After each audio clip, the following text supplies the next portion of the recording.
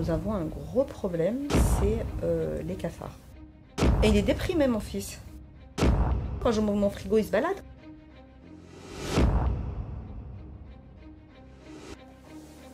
Bonjour, je suis Sullivan Jousse, donc je suis élu de la ville de Sevran. Je veille au respect de la dignité humaine et de l'égalité devant la loi.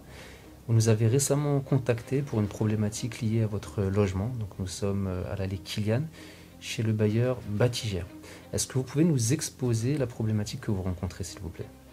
Oui, donc en fait, je suis locataire ici avec mon époux et mon petit garçon de 9 ans et demi. Et donc nous avons un gros problème, c'est les cafards. Il y en a, mais une armée. En fait, c'est plus chez nous, c'est chez eux. Donc du coup, j'en ai... au départ, j'en avais pas dans ma chambre, et là, récemment, j'en ai trouvé dans ma chambre, qui se baladait sur mes manteaux, un soir, avec mon fils. Donc du coup, il se baladait, il y en avait un ou deux. Et puis le lendemain, pareil, ainsi de suite. Et puis... donc c'est la seule pièce où il n'y en avait pas. Et là, en l'occurrence, maintenant, c'est confirmé, j'en ai dans toutes les pièces. Alors vous m'avez fait visiter la cuisine tout à l'heure. Je vous ai fait visiter la cuisine avec mon four encastré et mon induction. Donc vous avez constaté derrière le frigo, parce que j'ai fait pousser, donc pour que vous puissiez constater par vous-même, effectivement, que voilà, c'est réel, c'est pas que sur les photos. Et il y en a aussi dans mon lave-vaisselle qui se balade. Quand il marchait, parce que maintenant il fonctionne plus. Donc du coup, il y en a dans mon lave-vaisselle, il y en a dans ma hotte aussi. Au-dessus, j'ai une hotte. Et dans le four, on a vu dans le petit cadran. Alors le four, le petit cadran où il m'indique le minuteur pour mes cuissons, ou ne serait-ce que l'heure, parce qu'il y a aussi l'heure d'afficher, comme dans tous les fours. Et bien là, en fait, on ne voit plus rien, il n'y a plus aucune lumière. Mais vous l'avez vu tout à l'heure. À cause des cafards qui sont dans le... les cafards, en fait... Ils sont entassés les uns sur les autres et on voit plus rien, quoi. Comme vous pouvez constater, ma maison n'est pas délabrée ou quoi que ce soit, parce que en général on dit c'est chez les gens sales. Pas du tout, parce que moi c'est propre, je fais ça tous les jours. Le ménage, je ne travaille plus depuis 5 ans, parce que je suis en maladie une maladie orpheline. Donc du coup je ne suis plus en activité depuis 5 ans. Et en plus, ce qui se passe, c'est que tous les jours, je lave, mais tous les jours, je retrouve autant. C'est-à-dire que... C'est une vraie invasion de cafards. Oui, c'est qu'en fait, la première fois, quand j'en ai eu un, j'ai pas dû faire gaffe. Et en fait, il a fait sa petite famille, et puis après, du coup, ils se sont multipliés jusqu'au jour où ils sont sortis. Sauf que moi, à ce moment-là, je sais pas comment c'est arrivé, en fait. Je pourrais pas vous dire, honnêtement. Est-ce que vous êtes la seule dans cette situation dans l'immeuble, ou est-ce que les locataires sont concernés également par cette tous les autres locataires sont concernés. Quand j'ai fait ma pétition, là, cette semaine, lundi de la semaine dernière, j'ai été voir tous les locataires, et je leur ai demandé qui a des cafards, qui n'en a pas. Et donc, tout le monde a des cafards. Vous nous disiez aussi tout à l'heure que ça dégradait donc tout ce qui est électroménager, oui, appareil électrique. Ouais. Est-ce que vous pouvez nous en dire un peu plus? Oui, bien sûr, il n'y a pas de problème. Donc en fait, j'ai ma B-Box qui est là en face, donc qui s'arrête tous les 4-5 mois. Je suis sûre que c'est les cafards, comme mon Divix, comme mon imprimante. Pareil, mon sèche-linge qui est parti aussi à la poubelle, enfin il est encore là parce que j'ai pas pu le descendre, il est trop lourd, mais il est encore là, je vous ferai voir après si vous voulez. Et mon lave-vaisselle, donc tout part en ruine dans cette maison. Par exemple, vous voyez la table là, si vous tournez la tête, ma table à salle à manger, il y en a dedans. D'accord. Si aujourd'hui ils sont d'humeur, je ne sais pas s'ils vont l'être, je vous offre un petit café, puis je vous mets une assiette avec des petits gâteaux, du sucre. Et ils vont sortir. Et là, ils vont sentir le truc, ils vont venir se balader. Puis il y en a sur les chaises, il y en a sur le canapé, là où vous êtes assis, vous voyez, des fois, on regarde la télé avec mon époux et mon fils, puis mon fils était au centre, parce qu'il est plus petit. Et du coup, on regarde, et puis hop, on en voit un qui se balade sur le mur, sur le tapis. Votre fils, qui est assez jeune, comment il le vit 9 ans et demi, et il est déprimé, mon fils. Quand je vous dis déprimé, il n'en peut plus. Bon, déjà, le problème, c'est qu'il n'a pas de chambre, déjà. Ça, c'est le problème du problème. Le problème du problème, c'est ça. Et en plus, il y a les cafards. Parce que comme vous pouvez constater, il y a le vélo de mon fils, le hoverboard, la trottinette, ces ballons par dizaines, parce que je ne les compte plus, toutes les semaines j'en achète un.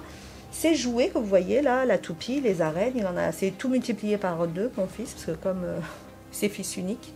Alors, avant de venir à cette problématique on va dire de la taille du logement, Oui. est-ce que concernant les cafards, vous avez alerté le bailleur, Oui, le plusieurs service fois. d'hygiène et la mairie? Alors, le service d'hygiène, je l'ai fait très récemment parce que je ne savais pas tout ça et les gens ne m'ont pas dit et je ne me suis peut-être pas renseignée au bon endroit autre. C'est seulement maintenant que quand j'ai commencé à courir après monsieur le maire ainsi que le pôle urbain, le service logement, jusqu'à temps qu'ils me logent. Mais le problème, c'est qu'ils m'ont proposé un appartement dans un endroit où c'est encore plein de cafards. Donc j'étais dans l'obligation de refuser l'appartement. Le bailleur que vous avez alerté plusieurs fois, que fait-il? Comment se positionne-t-il en fait, vis-à-vis de ça? En fait, il met en place des visites pour les produits cafards. Là, ils rentrent, ils font leurs petits trucs, là, des petits, on va dire des coups de seringue, c'est comme ça, hein, parce que c'est vraiment une seringue hein, pour le coup. Donc c'est un coup de seringue, tac, tac, tac, et ils en mettent dans les points stratégiques, c'est-à-dire au-dessus des ports. Moi, dans ma cuisine, c'est en bas, derrière le frigo, au niveau de la hotte, un petit peu, vous voyez, en dessous, dans les petits points comme ça, et puis c'est tout. Mais visiblement, ça n'est pas efficace. Dans mon cas bien précis, à moi, honnêtement, il faudrait vider ma maison, tout décaper, en profondeur, tout jeter et tout rechanger, mais avec du neuf, et c'est-à-dire, en fait, retirer tous les nids, parce que moi j'ai des nids, mais je ne sais pas où ils sont, en dehors de l'induction, ceux où je sois sûre, là je suis sûre que l'induction, il y a un nid, derrière le frigo, dans mon frigo même, parce que j'en ai des fois dans mon frigo, quand mon frigo il se balade comme ça, idéalement il faudrait tout virer, tout repeindre, tout boucher les trous, reboucher tous les trous. Oui, tout refaire de A à Z. Et le service d'hygiène que vous avez rencontré récemment, comment se positionne-t-il? Le service d'hygiène, il a dit qu'il faut attendre, il faut envoyer le dossier, chose que j'ai faite. Donc j'ai envoyé tout en AR, comme ça au moins c'est accusé clair. de réception. Voilà, comme ça c'est clair, il y a des traces, ils ne pourront pas dire que machin, truc, bidule. Et c'est l'inspecteur qui va prendre contact avec moi par la suite pour venir constater ce que nous faisons déjà là maintenant. C'est-à-dire, il va venir constater effectivement que c'est un appartement qui est insalubre. Ça fait combien de temps que ça dure cette situation? Cette situation est là depuis au moins 10 bonnes années, je dirais. Les cafards? Oui. D'accord. C'est-à-dire qu'au départ, c'était pas comme ça, c'était 2-3 pièces, enfin 2-3 cafards. Sauf que les choses se sont amplifiées parce que un cafard pond je ne sais combien d'œufs, donc du coup ça se multiplie très vite.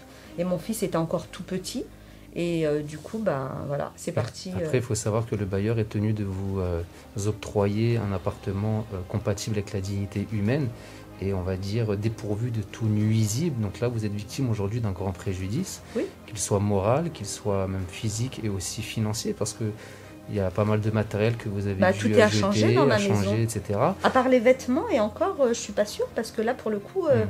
Et est-ce que vous envisagez éventuellement de saisir les autorités judiciaires pour obtenir une réparation du préjudice? Oui. Donc moi, en fait, pour être clair, si je peux me permettre, Sullivan, de vous dire pourquoi je fais cette démarche. Déjà pour éviter que d'autres gens le subissent, parce que ce n'est pas normal, c'est de la normale. Et que moi... Au départ, je considère que je suis plutôt une personne assez flexible, assez patiente et puis polie et bien élevée. Donc du coup, on me dit d'attendre, j'attends patiemment. Mais finalement, je me suis aperçue au fur et à mesure du temps avec les années, puis on apprend, puis quand on est jeune, on est un peu, voilà, pas borné, mais on a un petit peu plus de retenue, vous voyez ce que je veux dire?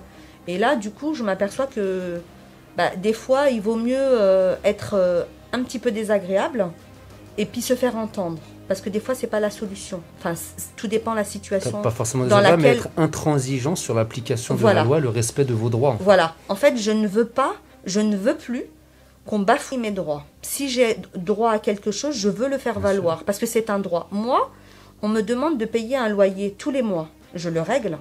Lui, par contre, n'est pas correct parce qu'il me fait vivre avec des cafards, sachant que j'ai un petit garçon qui est tout petit, c'est pas humain, je suis pas un animal. Et donc vous évoquiez aussi une autre problématique, celle de la taille du logement. Donc je crois savoir que c'est un F2 ici. Oui, Donc, vous c'est un avez T2. Un T2 et vous avez fait une Et demande donc, de logement un peu plus grand pour Oui. que vous puissiez avoir votre chambre et votre fils sa propre chambre. Oui. Depuis quand date cette demande de logement? Depuis 2002. Donc ça fait 18 ans Oui, 18 ans. que vous êtes en attente d'un F3. Oui. Donc Et du qui- coup, là pour le coup, si je peux me permettre, du coup, j'ai pas pu offrir à mon fils une chambre dès son plus jeune âge parce que le manque de place et j'ai pas eu cette chance parce que en plus, comme vous le savez, je n'ai qu'un seul enfant, c'est un enfant unique. De plus, je n'ai pas pu faire mon deuxième enfant agrandir ma famille. Donc ça, c'est vraiment... Parce que vous connaissez cette problématique du logement. Je connaissais déjà le problème de la taille du logement, Mhm. donc je ne voulais pas imposer ça à un autre enfant. Et je ne voulais pas me retrouver, parce que là, je suis déjà débordée de par ma maison. Je n'ai pas de place. J'ai beaucoup de choses par rapport à une famille de 3. C'est un enfant, comme je vous ai dit, unique. Et en même temps, je n'ai pas pu lui offrir une chambre. Vous voyez, il a son vélo dans mon salon, ses ballons de foot dans mon salon, mon séchoir est avec moi dans mon salon. En fait, nous vivons que dans une pièce et nous sommes à 3 dans une chambre. Et mon fils a toujours son lit de bébé que vous pourrez constater d'ici quelques minutes quand nous aurons fini. Je vous ferai visiter, il n'y a aucun problème. Et comment la municipalité explique cela aujourd'hui, le fait que pendant 18 ans, ne vous ait pas octroyé un logement sur la ville de Sevran? Mais je ne suis pas une priorité, Sullivan. Je ne suis pas une priorité. Au bout de 18 ans. Non, je ne suis pas une priorité. La priorité, c'est une famille de 6 personnes dans un studio. Moi, je ne suis pas une priorité. Donc c'est comme ça qu'est justifié le fait Ah de ne oui. pas vous avoir octroyé. Alors, un Monsieur logement Batigère, me l'a dit maintes et maintes fois au téléphone, en me disant, écoutez, madame, c'est pas comme ça que ça marche. Vous n'êtes pas prioritaire. Moi-même, je travaille chez Batigère. Ce sont ces mots, hein. Moi-même, je travaille chez Batigère et je suis mal logée. Je lui dis, mais ça, c'est pas mon problème. Je vais être honnête, c'est pas mon problème. Moi, tout ce que je sais, c'est que j'ai des droits. Je veux être logée. Donc, faites ce qu'il faut. Il me dit, ça marche pas comme ça. Donc, pour lui, je suis pas une priorité. Alors tout à l'heure, vous nous disiez brièvement aussi qu'il vous avait fait une proposition de logement. Oui, mais... Alors c'est la mairie ou c'est Batigère et pourquoi vous avez refusé? Non, c'est en fait... je suis allée voir Monsieur le maire parce que vraiment, j'étais fatiguée. En plus, j'ai une maladie rare, donc qui est l'endométriose, et je ne dois pas m'énerver. Je dois rester tout le temps détendue. Je dois pas m'énerver, sinon ma maladie empire. Ça, c'est un fait. Donc, je suis allée voir le maire et je lui ai expliqué. Et de ce fait, sur le champ, il a téléphoné à Monsieur Bastaro, L'élu au logement. élu au logement. Devant moi, il a pris son téléphone, il l'a appelé, il lui a dit, écoute, il faut que tu vois Madame Machin, parce que c'est problématique, elle a des cafards chez elle, c'est juste immonde, il faut que tu t'en occupes rapidement. Ça, c'est arrivé samedi. Le mercredi d'après, il me téléphone en me disant, écoutez, je vous ai envoyé un bon de visite sur votre boîte mail pour aller visiter. Et là, je vais vous dire, donc moi j'ai dit, ok, pas de problème.